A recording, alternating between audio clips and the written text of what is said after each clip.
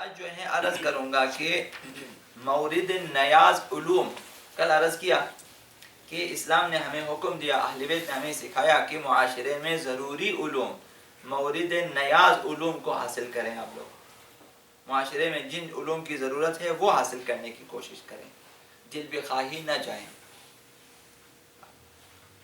تو مورد نیاز علوم کیا ہے؟ آقا امام رضا علیہ السلام فرماتے ہیں رحم اللہ عبدا احیا امرنا، خداوند رحمت نازل کرے اس شخص پر جو ہمارے امر کو زندہ کرے۔ امر اہل بیت مہم ترین چیز ہوتی ہے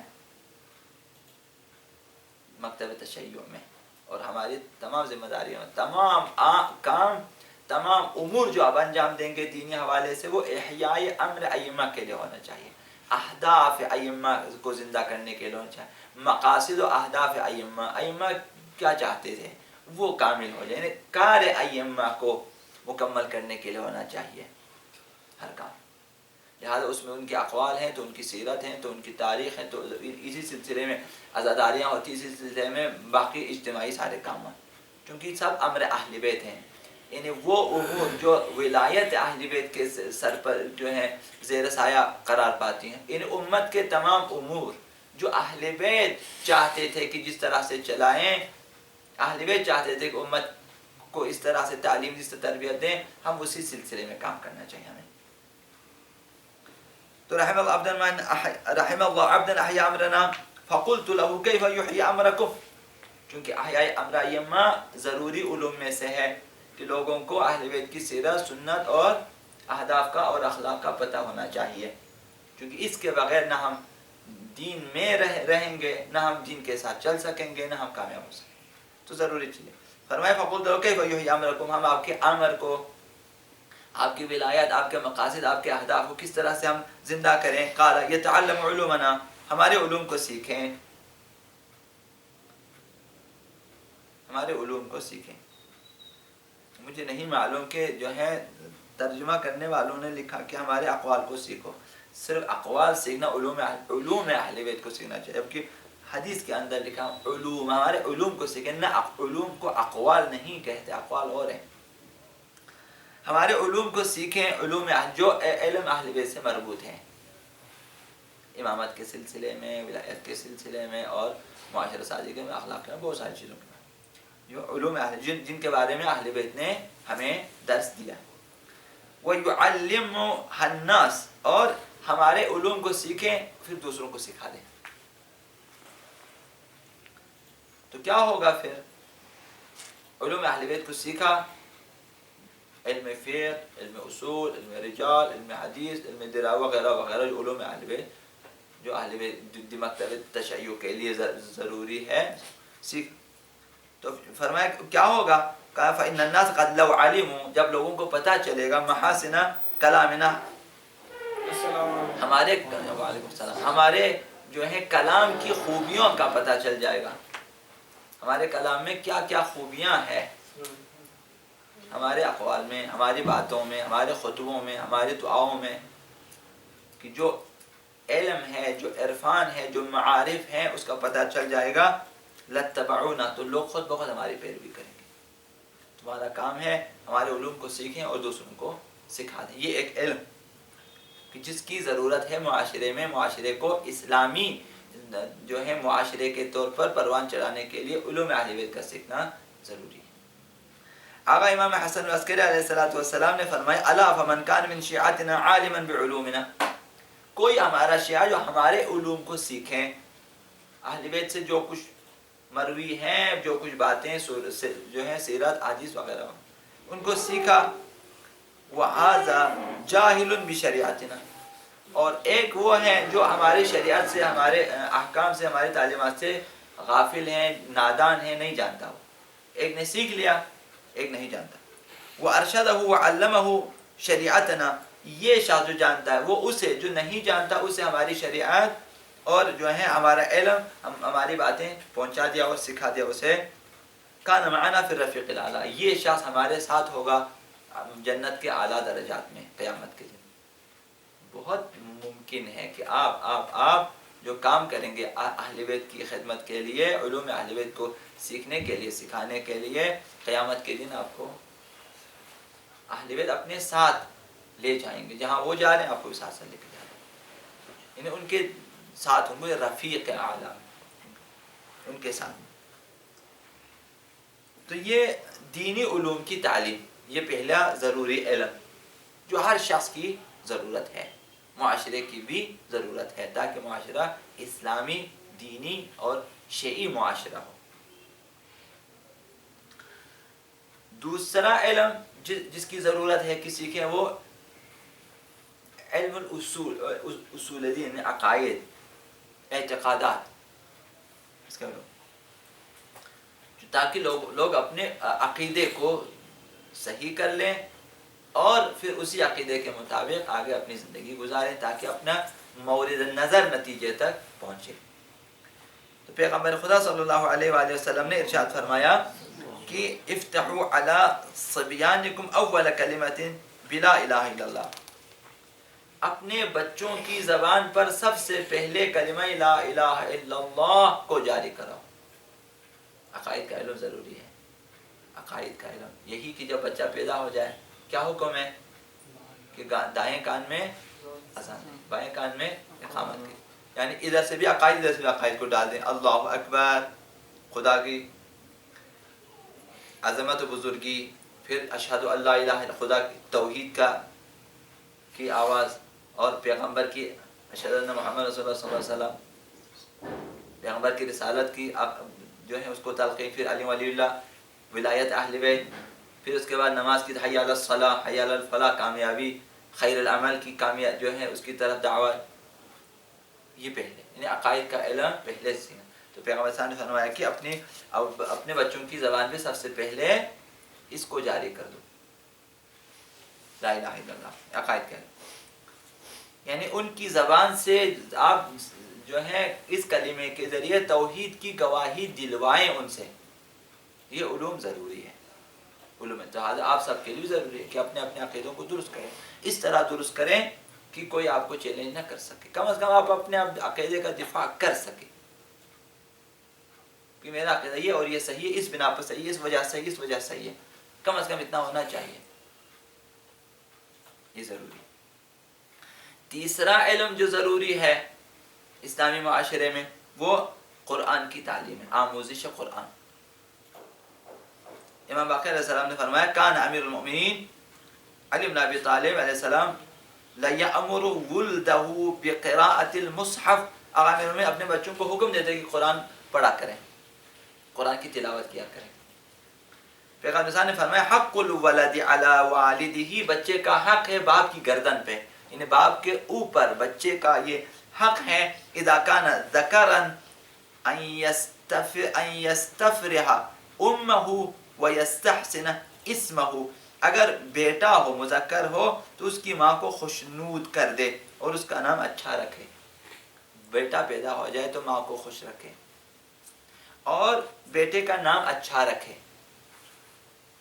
غلط غلط نام نہ رکھیں، برے برے نام نہ رکھیں، جہاں انگلش ناموں میں نہ ڈھونڈیں، ایرانین نام نہ ڈھونڈیں، پارسی نام ضرورت نہیں ہے، آپ اس کا نام ہوشنگ رکھیں، ضرورت نہیں ہے، آریانہ رکھیں، ضرورت نہیں ہے، اہل بیت کے اچھے اچھے نام، 1,24,000 انبیاء، اس میں سے کم از کم 25 30 26 40 50 انبیاء کے نام ذکر ہوئے ہیں، اچھے اچھے فرشتوں کے نام، خدا کے 99 نام، ٹھیک ہے، اور جو ہیں ائمہ کے نام، ان کے القابات، اب یہ ہزاروں میں پہنچ جاتے ہیں، ڈھونڈیں، بہترین نام مشتق بھی کر کے رکھیں، پرواہ نہیں ہے کہ وہاں سے نام بنا سکتے ہیں اہل بیت کے ناموں میں سے۔ مثال عرض کر رہا ہوں نا، مثال ابھی بی بی زینب سلام اللہ علیہا کے القابات میں سے ایک عقیلہ ہے، ٹھیک ہے نا، تو آپ وہاں سے اب بیٹے کا نام اب عقیلہ نہیں، اب عقیل رکھیں گے، مسئلہ نہیں ہے۔ تو اس طرح سے نام اہل بیت کے مطلب نزدیک افراد میں سے کے ناموں میں سے رکھیں۔ تو باپ کے اوپر یہ حق ہے کہ وہ اگر بیٹا ہے تو جو ہے ماں کو، اس کی ماں کو خوش رکھیں اور اس کا نام اچھا رکھیں، اچھا نام رکھیں، غلط نام نہ رکھیں۔ وَيُعَلِّمَهُ کتاب اللہ، اور اسے قرآن کی تعلیم دے۔ یہ باپ کی ذمہ داریوں میں سے ہے کہ بیٹے کو قرآن کی تعلیم دے۔ اب تعلیم قرآن بالمراحل ہے۔ ابھی ہم نے تو سوچا ہوا کہ روحانی آ جائے، قصہ ختم، ایک دفعہ ہجا کرنا آ گیا، قرآن تعلیم نے دے دیا اسے، اب وہ زندگی بھر غلط پڑھتا رہے۔ قرآن کس طرح پڑھتے ہیں؟ یعنی کل بھی میں نے ایک کو کہا کہ جب پڑھنا نہیں ہے بند کرو، دیکھ رہا کب سے دیکھ رہا، میں نے کہا پڑھ رہے ہو دیکھ رہے ہو؟ یعنی قرآن خوانی میں اس سے کہا ہے، قرآن خوانی کے اندر کہ نہیں پڑھنا بند کر، خواہ دیکھ رہے کب سے، آنکھیں تھک جائے گی خواہ، اس میں پڑھ رہا ہوں، میں دل میں پڑھ رہا ہوں۔ پڑھنا اس طرح نہیں ہے، زبان پہ کلمہ بہ کلمہ جاری کرنا ہے، اس کو کہتے ہیں تلاوت۔ یا اب مثال پڑھنا کا مطلب اتنا ہے کہ آپ کی زبان پہ یہ کلمات جاری ہو جائیں، اب اس طرح دیکھے جا رہے ہیں۔ اب یہ تلاوت نہیں ہے، اب یہ اس طرح تو ہر بچہ کرے گا، پڑھنے کی کیا ضرورت ہے، خالی دیکھو بس۔ شاید وہ غور فکر کر رہا ہے، نہیں فکر کر رہا، وہ یہ غور فکر کر کے میں پڑھوں یا نہ پڑھوں۔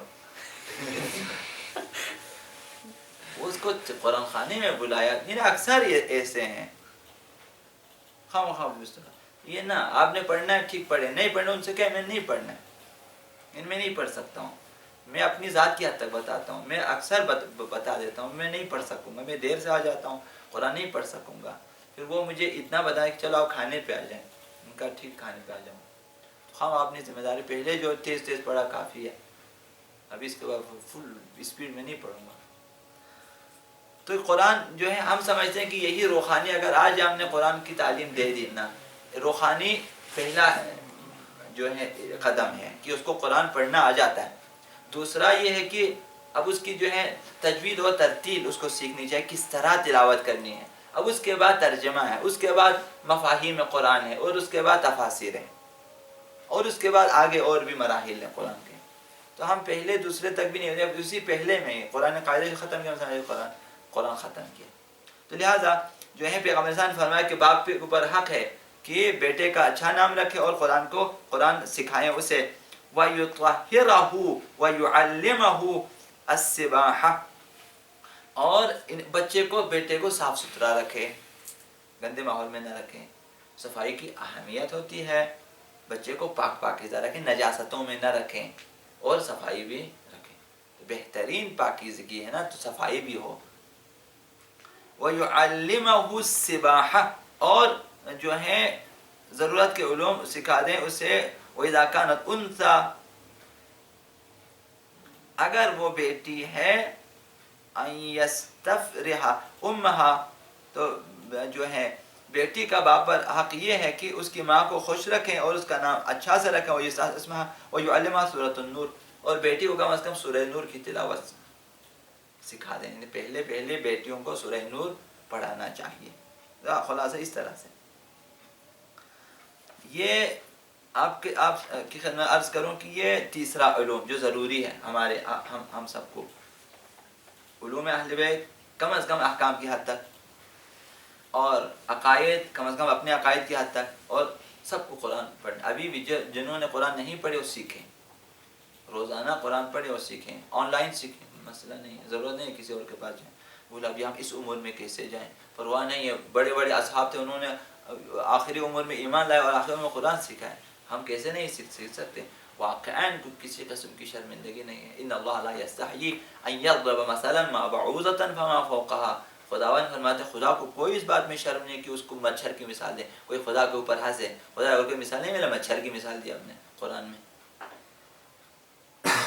مکھی کی مثال دیا قرآن میں خدا نے، کہ جو ہے انسان کس قدر کمزور ہے کہ مکھی اس کی روٹی اٹھا کے لے جائے تو یہ اس سے واپس نہیں لے سکتا، انسان اس طرح کمزور ہے کہ مکھی کے منہ سے اپنا روٹی واپس نہیں لے سکتا، انسان کمزور ہے، اس کے ہاتھ میں نہیں تو نہیں لے سکتا، پھر بھی آپ مکھی مار بن سکتے ہو لیکن روٹی اس کے ہاتھ سے چھین نہیں سکتے، آپ وہ لے اڑے گا آپ سے، ٹھیک ہے نا۔ امام رضا علیہ السلام سے غالباً مامون نے پوچھا کہ خدا نے مکھی کس لیے پیدا کیا، کہا تم جیسے جابروں کو جو ہے ذلیل کرنے کے لیے، تم اتنے بڑے بادشاہ ہونے کے بعد مکھی کو تم ادھر ادھر نہیں ہٹا سکتے، وہ بار بار آ کے اس کے منہ پہ بیٹھ جاتا ہے۔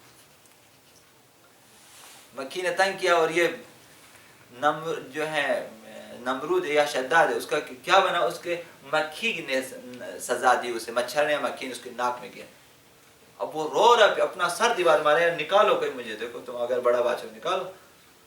اپنے ناک سے مکھی نہیں نکال سکتا، انسان اس طرح کمزور ہے. تو لہٰذا کوئی شرم کی بات نہیں ہوتی. خداوند فرماتے ہیں ہم مچھر کی مثال دیں گے، ہم تمہیں مکھی کی مثال دیں گے. پیغمبر اسلام کے بارے میں فرمایا کہ لوگوں سے کہ تم لوگ آتے ہو پیغمبر اسلام کی دعوت پہ کھانا کھانے، وَإِذَا طَعِمْتُمْ فَانْتَشِرُوا، تم جب کھانا کھاؤ نکل جاؤ. پیغمبر خود جو ہے وہ تمہیں نہیں بولے گا میرے گھر سے نکل جاؤ، لیکن خداوند شرم نہیں کرتا. خداوند تمہیں بتا دے جیسے کھانا کھاؤ، پیغمبر کو تنگ مت کر جاؤ. خداوند شرم نہیں کرتا. جو حق ہے وہ بیان، آپ بھی قرآن حق فخر سے آپ سیکھیں کہ میں اس عمر میں قرآن سیکھ رہا ہوں، مجھے شاباش دو کہ میں اس عمر میں قرآن سیکھتا ہوں.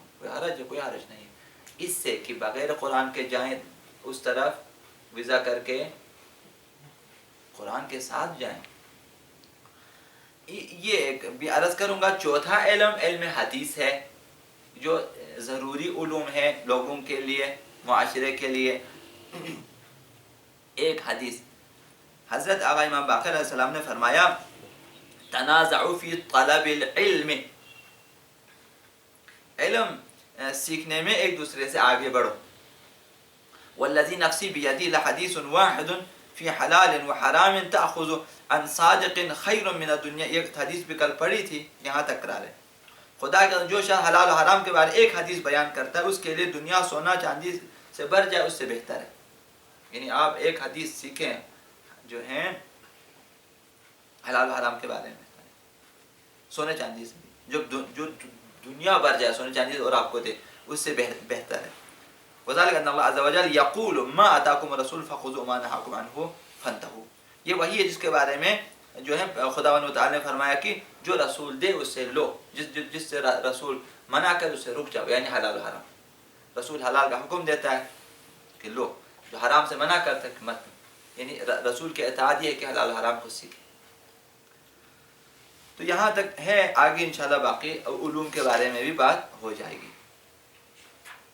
دستکاری، صنعت، سائنس وغیرہ کے بارے میں فضیلتیں آ جائیں گی انشاءاللہ. پر محمد و آل محمد صلی اللہ علیہ وسلم.